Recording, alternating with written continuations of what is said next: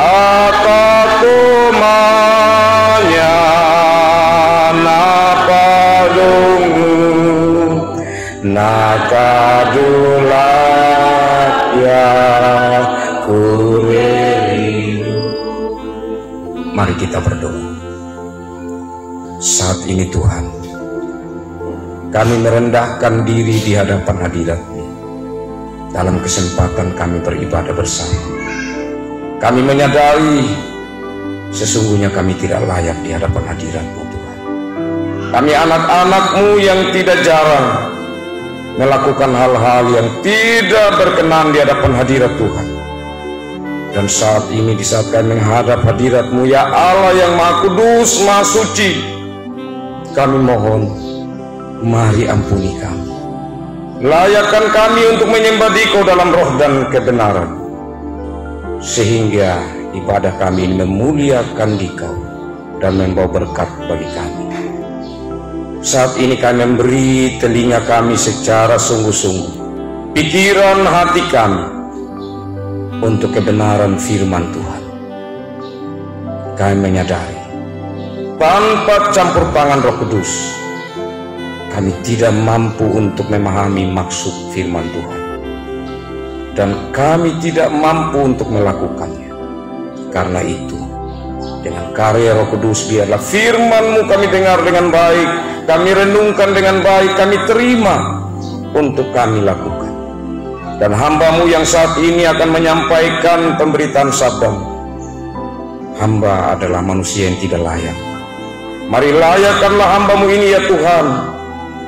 Biarlah Roh Kudus melingkupi dan berbicara lewat hamba-Mu ini. Mari datang dan berfirman. Dalam Yesus Kristus firman hidup, kami berdoa kepada Bapa di sorga. Amin. Firman Tuhan dari Injil Lukas pasal 13 ayat 31 sampai ayat 35.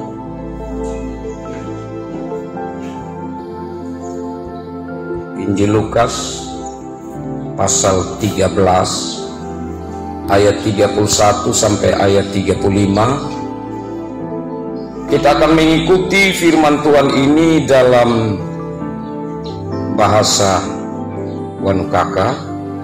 Akan dibacakan nanti oleh Bapak Kaum Awam Lukas LKBku, dan saya mau nanti Bapak bacakan penggalan-penggalan di mana tempat untuk saya akan menyampaikan bahasa Indonesia. Oke, silakan Bapak.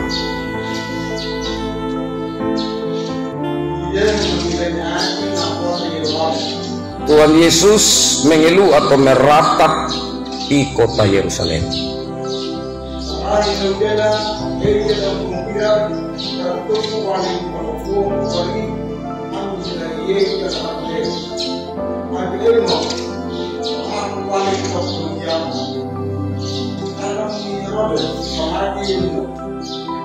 Pada hari itu juga ada beberapa orang dari kumpulan Farisi datang kepada Yesus dan berkata, "Jangan ada di sini, pergi dari tempat ini, karena Herodes akan membunuh engkau," katanya.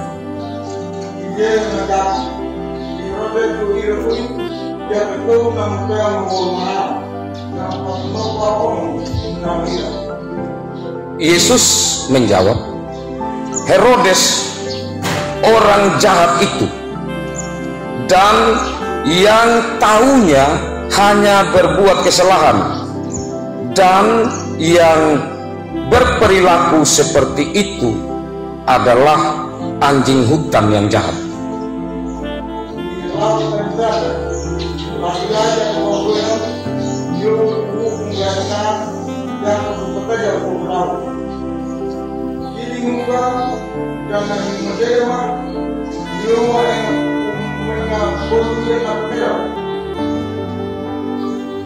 "Pergilah, kamu beritahukan kepadanya, hari ini dan besok saya akan mengusir roh jahat dan menyembuhkan orang sakit. Tetapi tidak lama lagi saya akan menyelesaikan pekerjaan saya.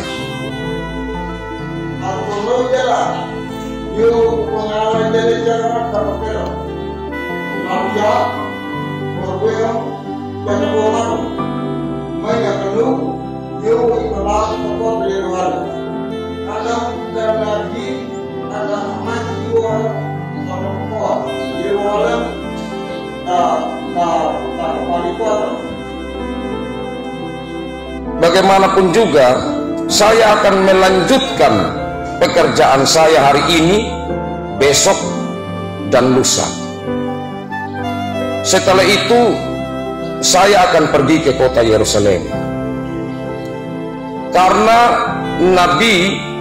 para nabi dimatikan atau dibunuh di tempat di kota Yerusalem.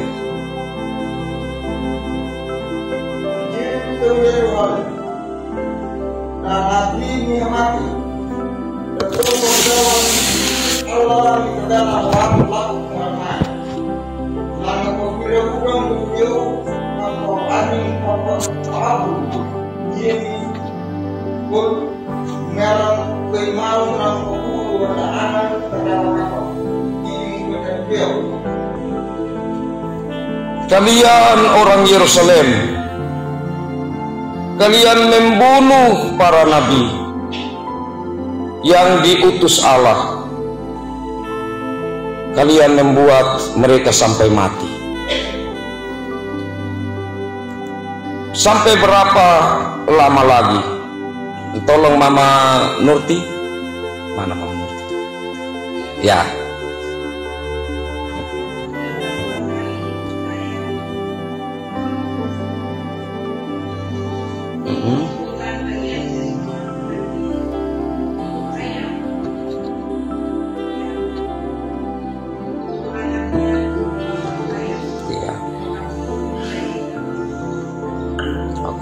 Lanjut Bapak Komawan.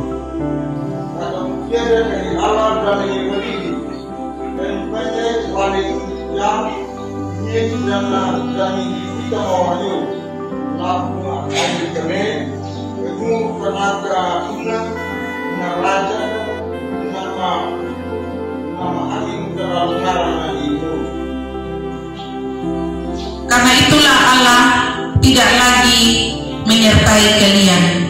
Kalian tahu, dari sekarang kalian tidak lagi melihat saya sampai kalian berbicara. Diberkatilah Dia, Raja kita, yang datang dalam nama Tuhan.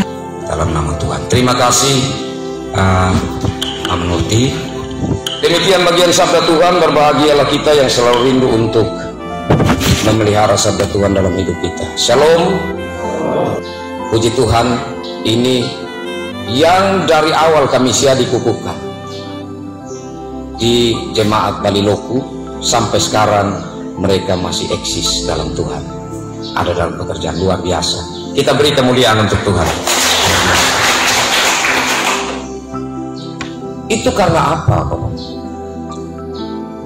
Apakah karena kebaikan kita?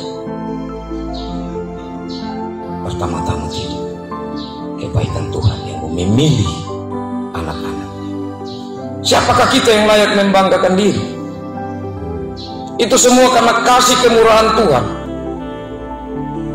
Tetapi tentunya sebagai manusia kita bangga secara rohani karena Tuhan memakai kita ada dalam bagian itu. Kekasih-kekasih Tuhan, untuk sampai pada saat ini, tentu tim ini belajar dari Yesus Kristus. Bersama kami mereka fokus. Berbicara tentang fokus bukan berarti tidak ada gangguan. Itu tidak hidup sendiri. Pasti ada saja gangguan. Ya, apalagi hampir semua ini berumah tangga. Tentu ada banyak hal yang mereka pikirkan, yang mereka gumuli, yang harus mereka urus. Kekasih-kekasih Tuhan, Injil Lukas salah satu profilnya itu berbicara tentang perjalanan Yesus. Perjalanan Yesus yang mana puncaknya adalah Yerusalem.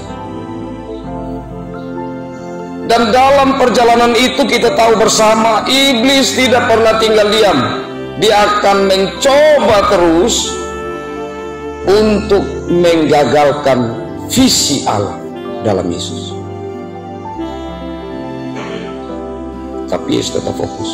Dalam bagian firman Tuhan ini ada orang Farisi. Saya tidak tahu sahabat mama, saudara-saudari melihat tadi bagian bacaan tentang orang Farisi, apa yang ada di pikiran kita? Orang Farisi ini kok macam baik di sini. Emang Injil Lukas kadang-kadang menempatkan sisi dari orang Farisi yang baik. Ini bisa juga kita tarik catatan dalam hidup kita, meskipun bukan catatan dari Injil Lukas.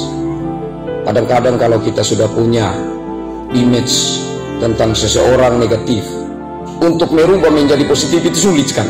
Kalau orang itu mungkin sudah berubah lama, tapi kita masih bilang itu sudah. Kalau dia yang sudah omong, sudah setengah dengan. Ya meskipun bukan itu pesan dari Injil Lukas, karena di sini kita tidak tahu persis motifnya orang Farisi ini, apakah pura-pura baik ataukah sebenarnya ada motif lain. Kita akan lihat selanjutnya. Tapi pesannya kekasih-kekasih Tuhan, mereka mau supaya Yesus pergi dari situ. Ini kalimat kalau sebagai orang yang bersimpati atau berempati bahkan kepada Yesus, tentu kalimatnya agak sedikit halus. Tapi ini seperti kalimat perintah, dan mereka menempatkan diri berkuasa, dan Yesus harus ikut apa yang mereka punya mau. Harus taat kepada mereka. Jangan ada di sini. Tetapi pergi dari sini. Abi, engam. Halaku aling tapadoya. Jangan ada di sini, pergi dari tempat ini. Memang bisa juga ini mereka tegas kepada Yesus supaya Yesus ini serius mendengar dan menanggapi bahwa ini bukan masalah-masalah yang sepele. Ini betul-betul ada ancaman dari Herodes. Tapi ini kan satu sikap yang di belakangnya itu cara-cara iblis untuk menggagalkan apa yang menjadi rencana Tuhan, visi Tuhan dalam Yesus Kristus. Karena iblis kan sangat-sangat berupaya memakai orang-orang yang terdekat dengan Yesus. Sekali lagi, iblis itu dia bahkan lebih fokus untuk memakai orang-orang yang dekat dengan Yesus untuk menggagalkan tujuan Tuhan, misi Tuhan. Nah, itu tidak gampang. Nah, kekasih-kekasih Tuhan yang menariknya di sini, apa jawaban Yesus? Entah jawaban Yesus ini khusus kepada Herodes, atau juga sebenarnya termasuk di dalamnya kepada orang Farisi, tidak terlalu jelas. Tetapi yang pasti di sini, Yesus mau mengatakan, saya mau ada di sini hari ini atau besok, ya itu tidak ada urusan dengan kalian seperti itu. Ya tetapi jangan kita tarik dengan cara sikap ketimuran. Kalau sikap ketimuran ini kalau dibilang, engkau harus pergi dari sini, ya saya mau pergi atau tidak, saya punya urusan. Nah, itu beda cara berpikirnya dengan cara berpikir Yesus sih. Karena cara berpikir Yesus di sini itu sama sekali tidak akan terpengaruh oleh pikiran konsep rencana manusia yang tidak taat kepada Bapa atau yang tidak mengerti akan rencana Bapa dalam dunia, dalam manusia. Sedangkan Yesus taat kepada Bapa. Itu sebenarnya pesan dari Injil Lukas dalam bagian ini. Ketaatan kepada Bapa. Ketaatan kepada Bapa adalah saya akan terus melanjutkan ke Yerusalem perjalanan saya, dan masih ada pekerjaan yang harus diselesaikan, yaitu mengusir roh jahat dan menyembuhkan orang sakit. Ini adalah misi yang harus Yesus jalankan. Dan kekasih-kekasih Tuhan tentu puncaknya di Yerusalem. Dan Yesus pasti sudah tahu apa yang akan terjadi nanti di sana. Bahwa di sanalah cawan penderitaan itu diminum habis sampai di kayu salib sudah selesai. Yang dengan keringat seperti darah, kalau bisa cawan ini lewat. Tetapi itu bukan secara manusia sejati. Yesus merasakan itu tidak gampang. Ini menunjukkan bahwa kita meneladani Kristus yang benar-benar harus penyerahan diri dan tetap taat kepada Bapa. Hidup ini sebenarnya kalau saya mau simpulkan saja, hidup ini adalah ibadah. Taat kepada Bapa tetap ada dalam lingkaran hidup yang mesra dengan Bapa. Tidak taat seperti Adam dan Hawa keluar diusir. Bangsa Israel dari Mesir dipanggil kembali masuk ke Eden. Tidak taat dibuang lagi ke Babel, lanjut ke Persia. Jadi sebenarnya ketaatan. Dan ini yang Yesus mau ajarkan kepada murid-murid.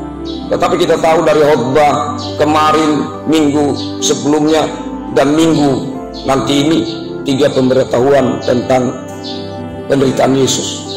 Yang puncaknya Yesus kemudian ada di Yerusalem. Itu sebenarnya kan mau menunjukkan ketaatan kepada Bapa seperti apa yang disampaikan Yesus kepada khususnya para murid. Tapi apa yang terjadi? Yang Yesus sendiri sampaikan khusus kepada murid, tapi saat Yesus ditaruh di salib, Petrus yang mau coba-coba sih sampai menyangka. Dan saat Yesus di sana, di mana mereka?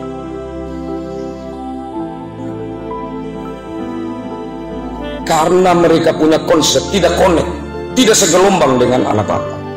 Dalam hal ini kita perlu untuk selalu mengkoneksikan akan misi kita dengan misi yang Bapa sendiri sudah. Dan kita bersyukur kekasih Kristus. Salah satu wujud dari misi yang Tuhan nyatakan adalah lewat yayasan sumbah. Untuk kita sumbah, khususnya kita di Wonokaka. Itu bukan hal yang mudah. Dan dalam misi ini, kekasih-kekasih Tuhan, ini bagian yang terakhir. Ada hal yang sangat penting yang harus dirasakan seperti yang Yesus tunjukkan. Oh Yerusalem, itu apa? Itu ratapan Yesus yang menggambarkan akan ratapan Bapa, isi hati Bapa terhadap manusia yang menolak kebenaran, bahkan membunuh orang yang membawa kebenaran. Tidak gampang.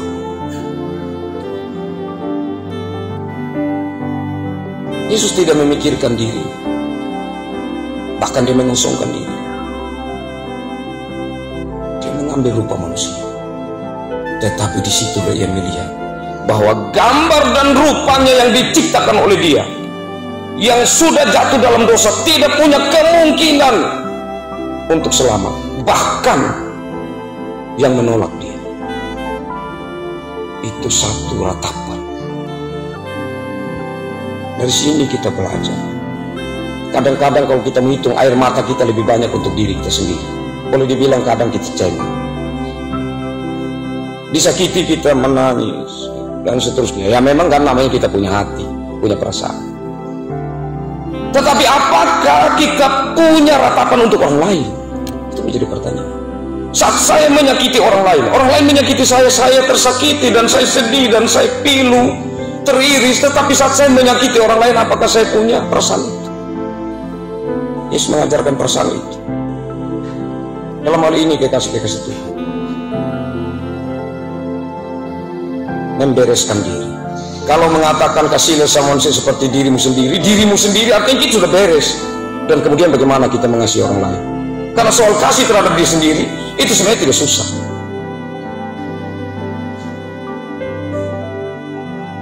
Tetapi bagaimana mengasihi orang lain itu tidak gampang.